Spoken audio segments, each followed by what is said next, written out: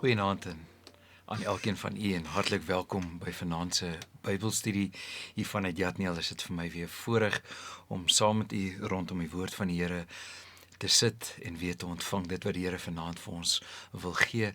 En ja, dit bly lekker en die afgelope tyd het dit so 'n bietjie kouer geword. Ek weet nie daar waar u woon of dit ook die geval is nie, maar dit is so aangenaam. Dis die woord van die Here maak ons harte warm en daardeur ervaar ons sy liefde en is dit so kosbaar elke keer wanneer ons die geleentheid het om sy woord oop te slaan. Kom ons bid net saam. Hemelse Vader, van harte sê ons vir u baie dankie vir nog 'n geleentheid wat u vir ons geskenk het, waar ons die voorreg het om die woord oop te slaan. Ons kan dit vrylik doen.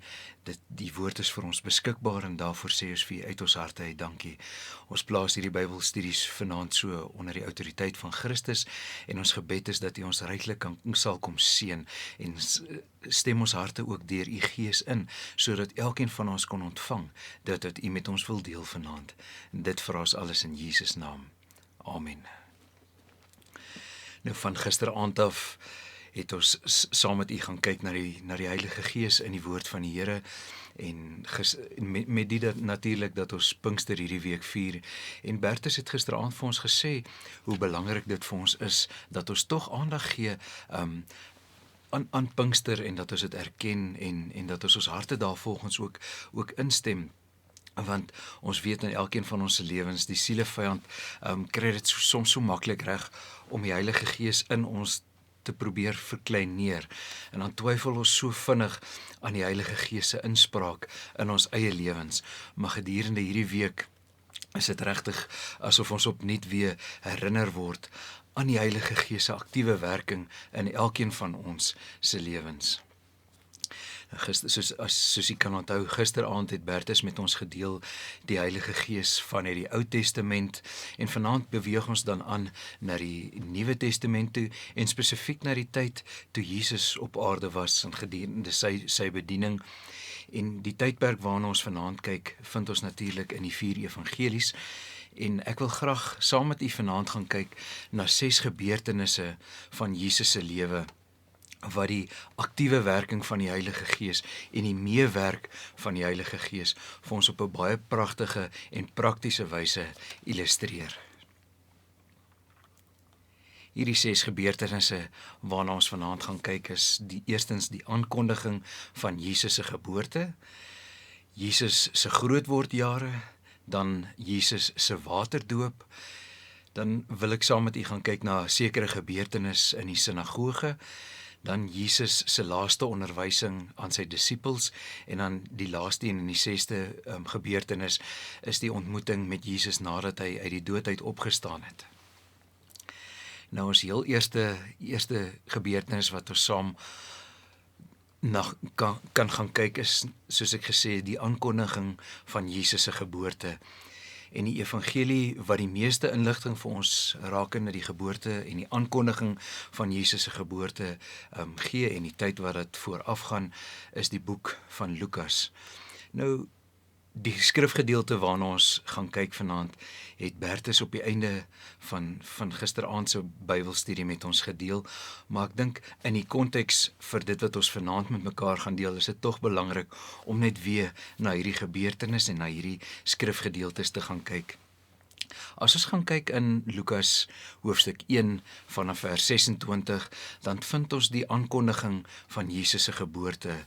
God stuur die engel Gabriël na Maria om sy plan met haar te deel en ons weet natuurlik dat Maria se eerste objeksie teen God se plan was dat sy dit duidelik gemaak het dat sy onseker is van hierdie moederskap van Jesus wat vir haar wag, omdat sy geen man het nie. En ek wil graag vir ons lees Lukas hoofstuk 1 en ek gaan lees vanaf vers 30 tot 34 as jy saam met my wil lees. Lukas 1 vers 30 tot 34. En die engel sê vir haar, moenie vrees nie Maria, want jy het genade by God gevind. En kyk, jy sal swanger word en 'n seun baar, en jy moet hom Jesus noem. Hy sal groot wees en die seun van die Allerhoogste genoem word, en die Here God sal aan hom die troon van sy vader Dawid gee, en hy sal koning wees oor die huis van Jakob tot in ewigheid, en aan sy koninkryk sal daar geen einde wees nie. Toe sê Maria vir die engel: "Hoe kan dit wees, aangesien ek geen man het nie?" Die manier hoe Maria hier reageer is eintlik maar net menslik. Sy is gekonfronteer met die nou. Sy weet op hierdie stadium het sy geen man nie en dit is eintlik maar haar objeksie, of sy sê maar sy's nie seker hoe dit sal gebeur nie, want sy het nie 'n man nie. Maar dan kom die engel Gabriël in vers 35 met daardie bevestiging en net vir haar presies sekerheid te gee wat die Here se plan is. En ek lees vir ons vers 35. En die engel antwoord en sê vir haar: "Die Heilige Gees sal oor jou kom en die krag van die Allerhoogste sal jou oorskadu. Daarom ook sal die Heilige wat gebore word, seun van God genoem word." Die engel Gabriël maak dit aan haar duidelik dat die Heilige Gees sal oor jou kom, en dit is die skrifgedeelte waarmee gisteraand ook afgesluit is, maar dit is net daardie spesiale samewerking en deel wat die Heilige Gees gehad het, selfs met die aankondiging van Jesus se geboorte, dat die engel Gabriël daardie sekerheid en versekering vir Maria gee, dat die Heilige Gees sal oor jou kom. En soos ek gesê het, aan die begin van Jesus, met die aankondiging van sy geboorte, is daar so 'n duidelike konnektasie en 'n onlosmaaklike samewerking en samebinding van die Heilige Gees en Jesus. Dan kan ons gaan kyk na die tweede gebeurtenis, en dit vind ons in die grootwordjare van Jesus. Ons ken almal die geskiedenis dat Jesus gebore is, maar ons wil nie vanaand daarop fokus nie. Ek wil so 'n klein bietjie aanbeweeg na die grootwordjare. En tydens die opgroeijare van Jesus sien ons dat die skrif vir ons sê dat hy opgegroei het in die Gees. Die Heilige Gees was aktief betrokke by Jesus se ontwikkeling as 'n kind. En as bevestiging lees ek net vir ons uit Lukas hoofstuk 2 vers 40. Lukas 2 vers 40. En die kindjie het gegroei en sterk geword in die Gees en vol van wysheid, en die genade van God was op hom. Uit hierdie skrifgedeelte sien ons dat ook in die kinderjare, daardie opgroeijare van Jesus, was in die Gees gewees, en dit gee vir ons net daardie nog 'n bevestiging dat die Heilige Gees ook saamgewerk het en ingewerk het en meegewerk het, ook met die opgroei van Jesus. In die volgende punt en die volgende gebeurtenis waarna ons saam kan gaan kyk, is dit die gedeelte van Jesus se waterdoop. Jesus het opgegroei in die Gees, soos ons sopas vir mekaar gesê het en ook uit die woord van die Here gelees het. En in sy lewensverhaal kan ons nou aanbeweeg na die tyd toe Johannes die Doper die weg gebaan het vir Jesus se bediening op aarde. En op 'n punt sien ons dat Jesus besoek vir Johannes waar hy besig was om bekeerlinge te doop, en op daardie stadium word Jesus ook gedoop. En daarna vind ons dat Jesus besig was om te bid, en nadat hy gedoop was, gebeur daar iets baie besonders, en die woord van die Here sê vir ons dat die hemel bo hom oopgemaak het, en ek wil dit graag vir ons lees vanuit Lukas 3 vers 22. Lukas 3 vers 22. En die Heilige Gees het in liggaamlike gedaante soos 'n duif op hom neergedaal, en 'n stem uit die hemel gekom wat sê: U is my geliefde seun, en in u het ek 'n welbehae. Die Heilige Gees daal op Jesus neer, en dit is op hierdie stadium sigbaar vir al die omstanders daar, almal wat by was daar, sien hierdie gebeurtenis, en ook hierdie betrokkenheid van die Heilige Gees wat aktief ook hier betrokke is by Jesus, en wat 'n sigbare teken was, ook vir die werk wat voorgelê het vir Jesus, en dit is daardie bekragtiging en bevestiging vir Jesus se bediening op aarde. En ek wil amper sê, so op die vooraand van Jesus se bediening gebeur hierdie spesiale gebeurtenis. en dit vind plaas dat die hemel geopen word en dat die Heilige Gees in die vorm van 'n duif op Jesus self neerdal. En wat vir my so spesiaal is van hierdie gedeelte is dat die drie eenheid saam teenwoordig is met hierdie geleentheid. God die Vader praat, hy praat van sy seun, Jesus is in persoon hier teenwoordig en dan lees ons dat die Heilige Gees op Jesus neergedaal het, wat natuurlik 'n baie spesiale geleentheid was en wat dan Jesus bevestig het vir sy pad vorentoe en vir sy bediening op aarde en om dit uit te leef, dit wat die Vader die opdrag hom gegee het.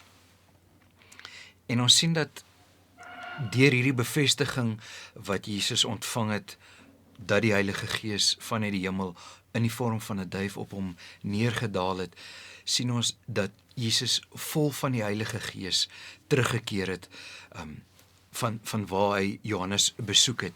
En ons lees dit en ek wil dit graag vir ons lees, Lukas 4 vers 1.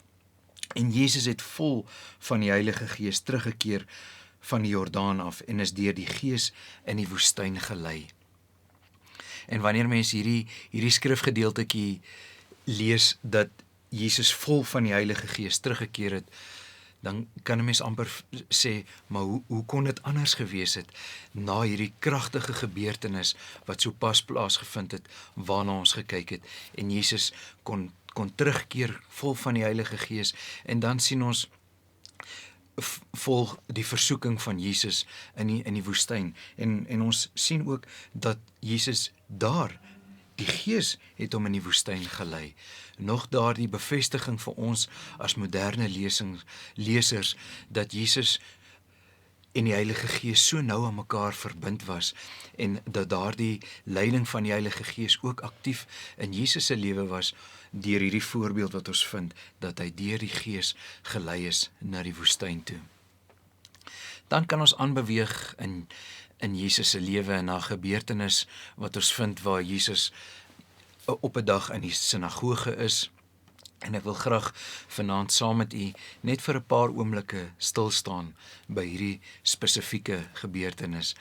En dit het plaasgevind in Jesus se grootworddorp Nasaret. Op 'n spesifieke Sabbatdag bevind Jesus hom in die sinagoge en die boek van Jesaja word vir hom gegee. En Jesus neem hierdie boekrol van die Ou Testament en hy maak dit oop by 'n sekere gedeelte en hy slaan dit daar oop. En ek wil graag vir ons daardie gedeelte vanuit die Ou Testament heel eers lees, voordat ons by die gebeurtenis kom, soos ons dit lees in die Lukas Evangelie. En as jy saam met my wil oopslaan, ons vind dit in Jesaja 61 vers 1 en 2. Jesaja 61 vers 1 en 2. En die Gees van die Here is op my, omdat die Here my gesalf het om 'n blye boodskap te bring aan die ootmoediges. Hy het my gestuur om te verbind die gebrokenes van hart, om die gevangenes 'n vrylating uit te roep en vir die geboeides opening van die gevangenes, om uit te roep 'n jaar van welbehae van die Here en 'n dag van wraak van onsse God, om al die treuriges te troos. Dit is wat die profeet Jesaja soveel jare tevore opgeteken het en neergepen het as 'n profesie van wat gaan kom.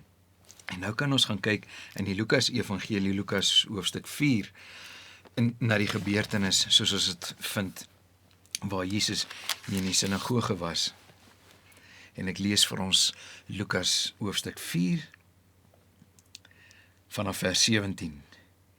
En die boek van die profeet Jesaja is aan hom oorhandig, en toe hy die boek oopmaak, kry hy die plek waar geskrywe is: Die Gees van die Here is op my, omdat hy my gesalf het om die evangelie aan die armes te bring. Hy het my gestuur om die wat verbryseld van hart is te genees, om aan die gevangenes vrylating te verkondig en aan die blindes herstel van gesig, om die wat gebroken is in vryheid weg te stuur, om die aangename jaar van die Here aan te kondig. En dit is so kosbaar wanneer mens hierdie gedeelte in Lukas 4 lees en sien hoe direk dit ooreenstem met die profesie vanuit Jesaja hoofstuk 1. En Ek wil vir ons nog 'n verdere skrifgedeelte lees, vers 21.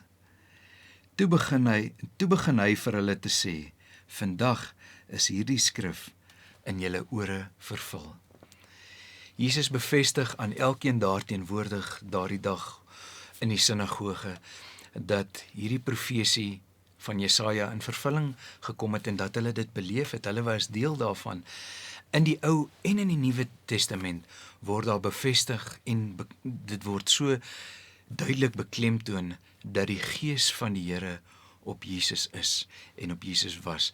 Selfs uit hierdie profesie soveel jare tevore van Jesaja kom dit dat die Gees van die Here op my is. En dit gee vir ons ook daardie duidelike bevestiging, weer eens die samewerking van die Gees, die Heilige Gees en Jesus in sy bediening op aarde. En in Jesus se verdere bediening en sy tyd wat hy op aarde spandeer het, sien ons dat hy by soveel geleenthede, dat hy kragtige wonderwerke gedoen het en dit waarvan die profeet Jesaja melding gemaak is, die gebrokenis van hart, die gevangenes, die oë wat open is. Dit is soveel jare tevore reeds geprofeteer en dit het hier in die evangelies in vervulling gekom deur Jesus wat hierdie wonderwerke gedoen het en uitgeleef het dit wat die Vader hom beveel het. Maar met daardie kosbare wete dat die Gees van die Here is op my. Nou wil ek graag saam met u aanbeweeg na die volgende punt en dit is die Jesus se laaste onderwysing aan sy disippels. En hier wil ek graag beweeg na die Johannes Evangelie, want hier beskryf Johannes vir ons ook die wonderwerke en gelykenisse wat vertel is in die tyd wat Jesus ook met hulle gedeel het. En Jesus het ook op 'n punt gekom waar hy sy versoening aan die disippels uitgebeeld het, maar daar breek egter 'n tyd aan en 'n gedeelte wat Johannes vir ons beskryf as Jesus se laaste onderwysinge. En Jesus is besig om met daardie noue kring van sy disippels te deel en op sekere waarhede baie meer die klem te lê in hulle noue groepie en hulle noue kring.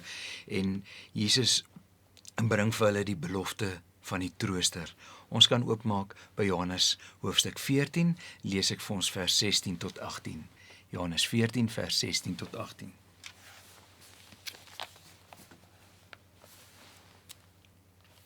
En ek sal die Vader bid, en hy sal julle 'n ander trooster gee, om by julle te bly tot in ewigheid.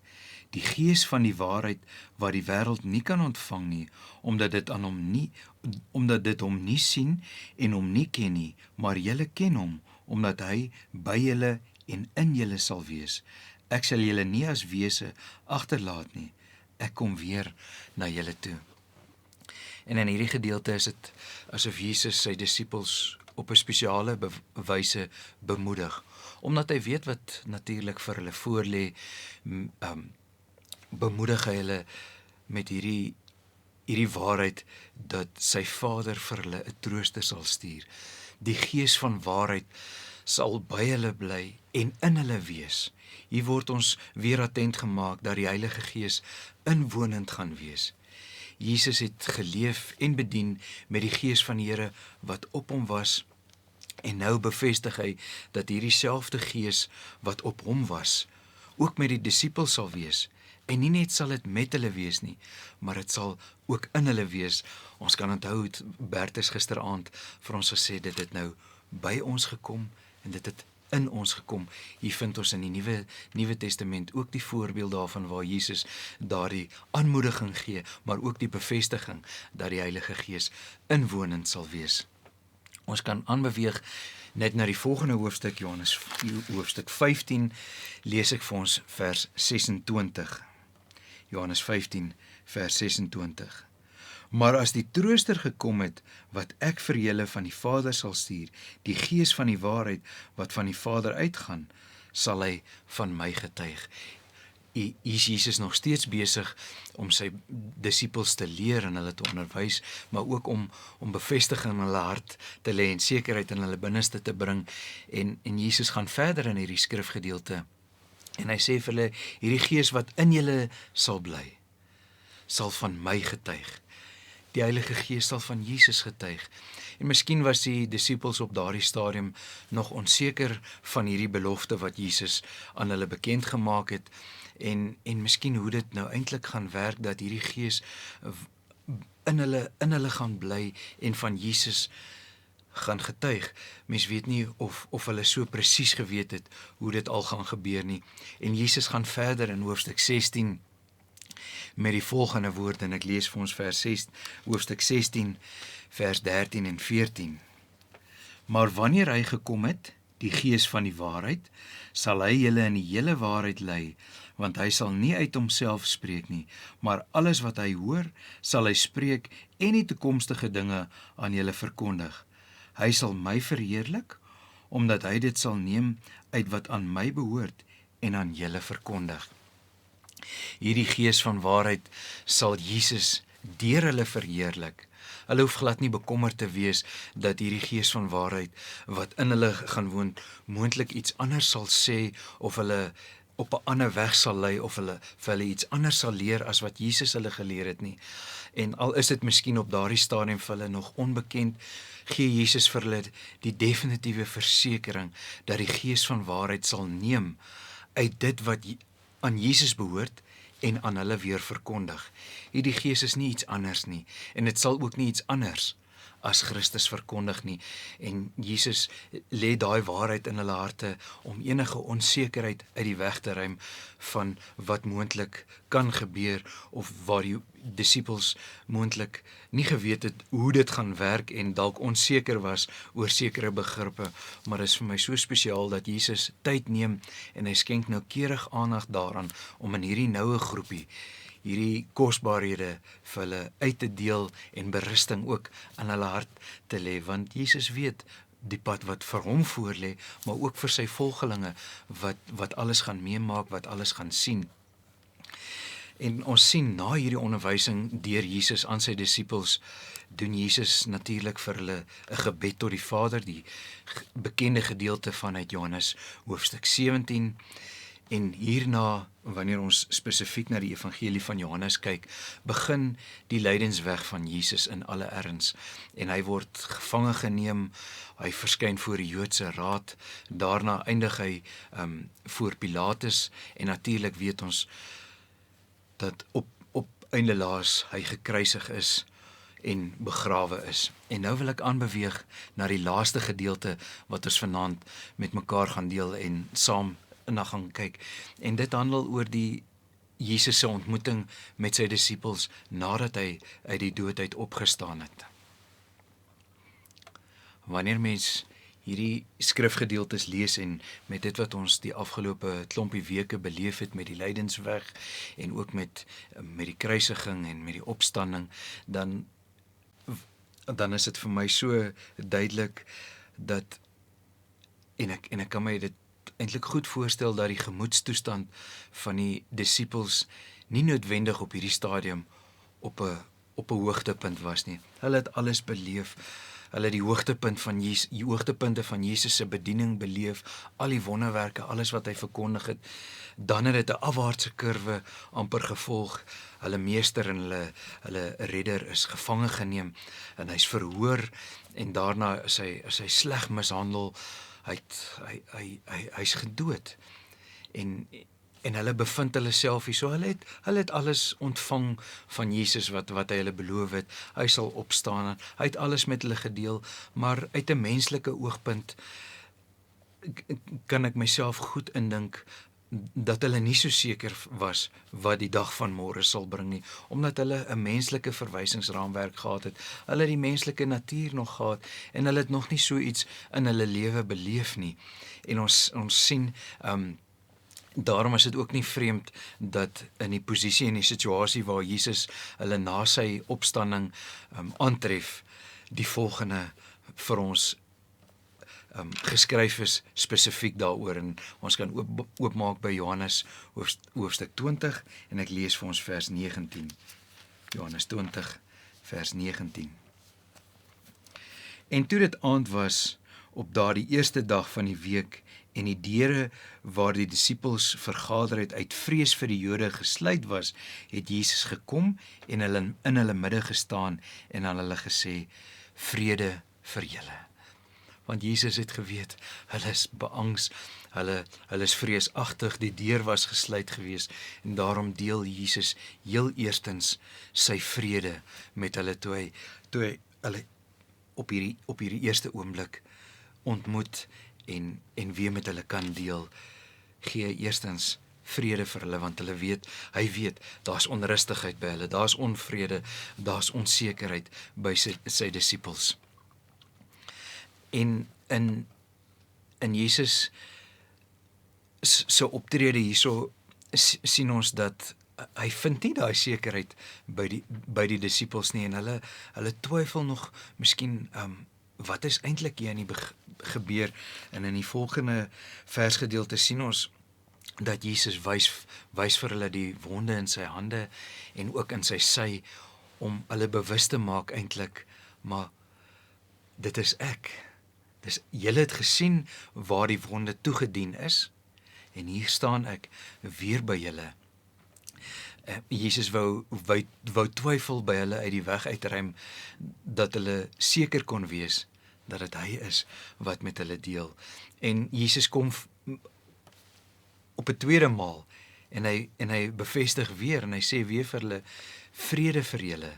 En dit is amper asof daar 'n dringendheid by Jesus is, dat sy disippels nou moet besef dat die tyd aangebreek het, dat hulle hom sal moet begin verkondig.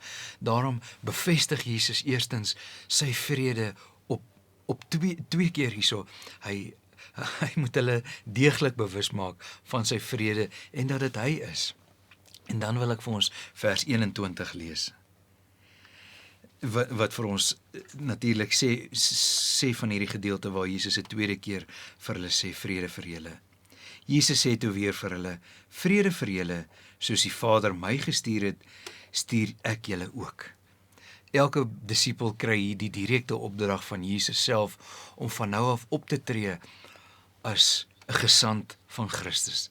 Die tyd het aangebreek om Jesus Christus te begin verkondig. Vers 22. En nadat hy dit gesê het, blaas hy op hulle en sê vir hulle, ontvang die Heilige Gees.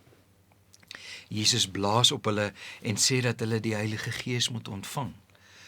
Voor Jesus se kruisiging het hy reeds met die disippels gedeel en dat hy vir hulle gesê het dat die Gees van waarheid in hulle sal bly en dat hy deur hulle Jesus sal verkondig en sal verheerlik. En op hierdie oomblik gebeur hierdie kosbaarheid en hierdie spesiale bekragtiging deur Jesus self, wat hy sê, ontvang hierdie belofte. Voor my kruisiging het ek dit met julle gedeel, dit was my belofte, maar nou die oomblik aangebreek wat julle hierdie belofte van die Trooster, die Heilige Gees, kan ontvang. Net soos Jesus met hulle gedeel het voordat hy gevange geneem is. Hierdie was dan die 6 punte en 6 gebeurtenisse wat ek vanaand graag uit die Nuwe Testament met u wou gedeel het, net om ons gedagtes daarop te vestig, hoe aktief betrokke die Heilige Gees was met Jesus se wandel op aarde, hoe die Heilige Gees Jesus gelei het, die Gees van waarheid, waarvan daar gereeld melding gemaak word, hoe Jesus dit met sy disippels gedeel het, met die toekoms, hoe dit in die toekoms sal werk, die Heilige Gees sal inwonend in julle wees, en dan op die einde waar Jesus weer sy disippels ontmoet en vir hulle sê, ontvang hierdie gawe, ontvang die Heilige Gees, en Jesus bekragtig hulle vir die pad vorentoe, waar hulle ook dan Jesus Christus sal moet verkondig. En hierdie opsomming het my net weer persoonlik attent gemaak daarop, dat Jesus se bediening op aarde en die werking van die Heilige Gees so nou verwant is en so hand aan hand met mekaar gestap het soos wat ons hier deur die evangelies gelees het en wat vir my so spesiaal is in hierdie tydperk waarin u en ek vandag leef, is daardie belofte nog nie op 'n einde nie.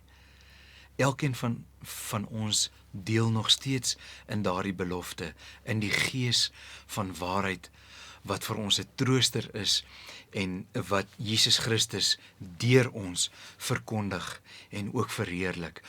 En daarom het ek aan die begin gesê, is dit vir ons nodig om tyd te spandeer in hierdie week ook, om opnuut aangemoedig te word deur die Heilige Gees, dat die Gees van waarheid en die trooster vandag nog aktief in elkeen van ons se lewens is, en om daardeur Jesus Christus deur ons groot te maak en sy naam deur elkeen van ons ook te verheerlik.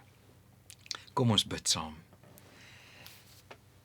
Hemelse Vader, baie dankie vir hierdie pragtige voorbeelde uit u woord wat dit vir ons illustreer, dat die Heilige Gees so aktief werksaam was in die Nuwe Testament, in u bediening, maar dat daardie belofte ook steeds vir elkeen van ons is, dat u vir ons die trooster nagelaat het, en wat in ons inwonend sal wees, en wat ons leer en ons herinner, en wat vir ons die pad vorentoe wys. Hemelse Vader, baie dankie dat u deur die woord kom, en vir ons daardie rigting aandui, deur u Gees, en dankie dat u deur die Gees vir ons die kosbare skatte in die woord oopmaak. En dankie dat ons in onsekere tye waarin ons tans leef, steeds die Heilige Gees as trooster en leidsman kan vertrou. Ons vra ook so u beskerming, u bewaring vir vannag, en dat u genadehand op elkeen van ons sal rus. En dit vra ons alles in Jesus naam. Amen. Ek groet u dan vanuit Jatniel, en wanneer dit sover is, 'n rustige nag vir elkeen van u. Totsiens.